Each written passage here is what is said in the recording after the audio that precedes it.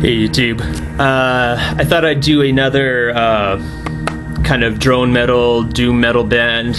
This one's kind of got a lot more avant-garde feel to it. It's called Asva. The name of the album is Futurists Against the Ocean. It was released in 2005 on Web of Mimicry Records, and this album, actually, if you read on it, it can get you quite excited if you're into the whole drone, doom metal, avant-garde metal type thing, because it's got Trey Spruance, who's friends with Stephen O'Malley. He's best friends with Mike Patton. He's played in Faith No More and Mr. Bungle, and he has another band called Secret Chiefs. So he's this old, very prolific musician, guaranteed he's uber talented.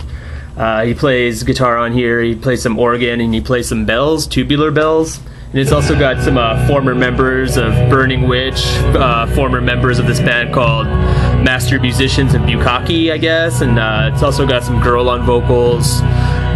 The producer's name, the guy who produced this album, his name is Billy Anderson, and he's produced albums for Sleep and High on Fire and the Melvins. So it's got this great pedigree behind it, you know? It's like got all this talent, and these guys with a wealth of ideas. They do all this kind of weird musical stuff, and what they made is this kind of like, I don't know, like it's pretty good avant-garde metal, but it's also very typical. Like it's got this very slow, sustained chords and stuff, but it lacks any kind of, I think it lacks edge, it lacks any kind of evil evilness, you know. It's not very menacing. It's very, you know, typical post-metal, post-rock, drone doom sounding. I'm not trying to say it's bad, but I've heard this kind of stuff over and over, and, you know, this doesn't really add anything new to the genre.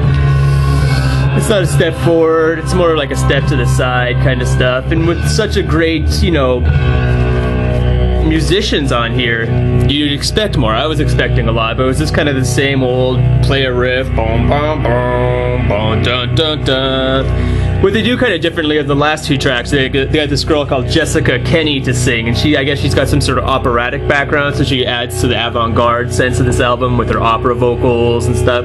But I don't know, it didn't really float my boat. I was expecting something maybe even heavier, because it's heavy, but it's not like big concrete slabs heavy. Like it's got a couple of cool guitar sounds and a nice resonant bass and all that, but it left me wanting. It left me kind of hungry after. Yeah, Asva, they have an album that came out after this that I have, but I should probably give it another listen because I can't really think of anything off of it right now. But I know it was kind of just more of the same as this, but it's released on Southern Records. But yeah, Secret Chiefs, if you want to check out some avant-garde metal, like it's not the worst. I'm sure there's worse out there, but it's got a good pedigree. If you're into like super groups and, you know, great producers, like it's got great production and interesting, you know, musician writing ship, whatever the fuck I'm trying to say. But yeah, Asva, 2005, Futurists Against the Ocean is the name of the album. Web of Mimicry Records. Yeah, it kind of fell flat with me.